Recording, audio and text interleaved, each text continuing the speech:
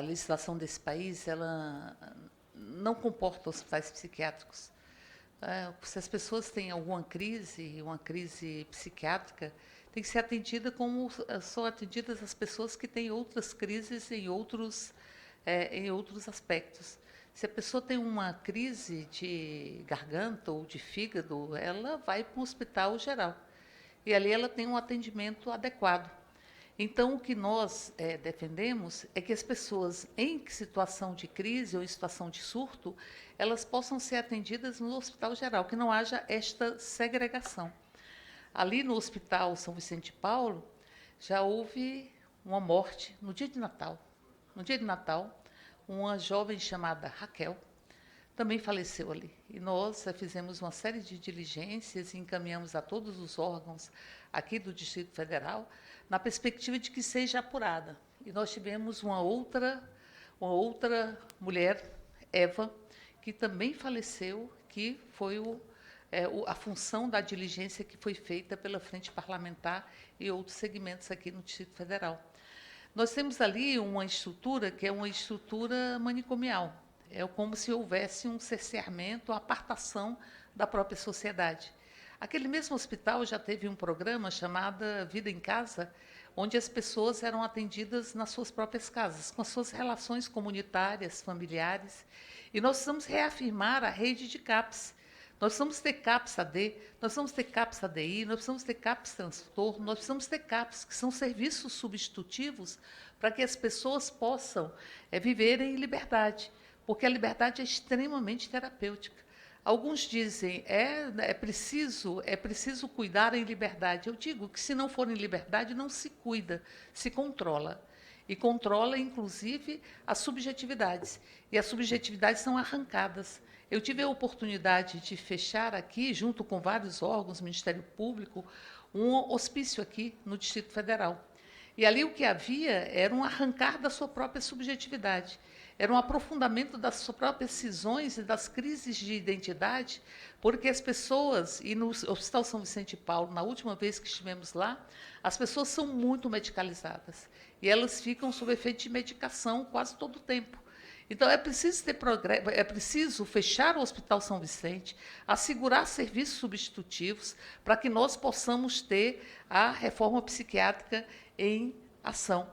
E digo isso porque é preciso ter a generosidade que, em grande medida, nós tivemos na trajetória e que nos ensinou e que ficou dentro de nós, dos ensinamentos do Papa Francisco. Aqui, Raymond lembra uma frase que diz: forte é quem morre e não admite matar. Alguns que ficam dizendo que mataram e que se vangloriam de terem matado, esses não são fortes. Esses são os fracos que acham que a força bruta, e é tanta mentira e tanta força bruta, lembrando uma outra canção, Cálice, que nós estamos vivenciando todos os dias. Então, ali nós vimos essa noção de generosidade do Papa Francisco. O que ele dizia? Ele dizia, não existe mãe solteira. Mãe não é um estado civil. Mãe é uma condição, é mãe. E ele dizia, me chamam de comunistas, e alguns gostam de chamar todos de comunistas, como se isso carregasse em si alguma coisa a ser maldita. Mas ele dizia, me chamam, para alguns sou comunistas, mas o amor pelos pobres é o centro do Evangelho. E quando ele recebeu Dom Cláudio Umes, Dom Cláudio disse para ele, logo depois que ele foi eleito Papa, Dom Cláudio disse, não esqueça os pobres. E o Papa Francisco nunca esqueceu os pobres. Nunca esqueceu os pobres. E nunca esqueceu que aqui é uma casa comum. Aqui é uma casa comum. Quando a gente fala é uma casa comum, é que é uma casa para todas as formas de vida.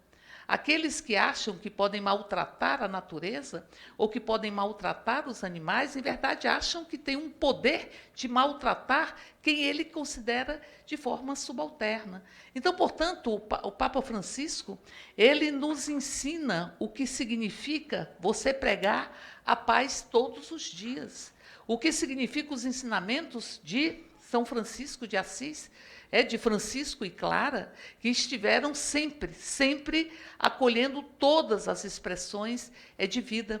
E ali Papa Francisco dizia que quase todos os dias ligava para a igreja ali na faixa de Gaza e perguntaram para ele: o que é que o senhor disse? E ele dizia: eu não falo, eu escuto, eu escuto.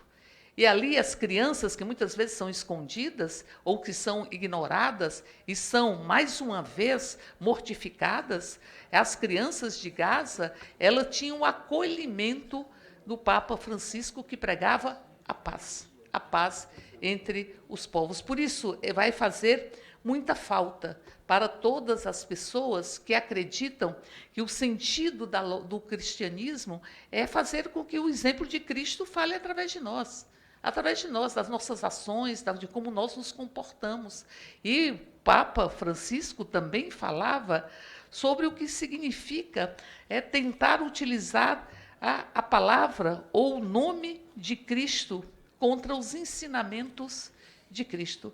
Por isso, vai fazer muita falta e nós vamos seguir para dizer e lembrar sempre que, como dizia Papa Francisco, é preciso pontes e não muros. E dizia: uma pessoa que pensa em construir muros e não pontes não é cristão.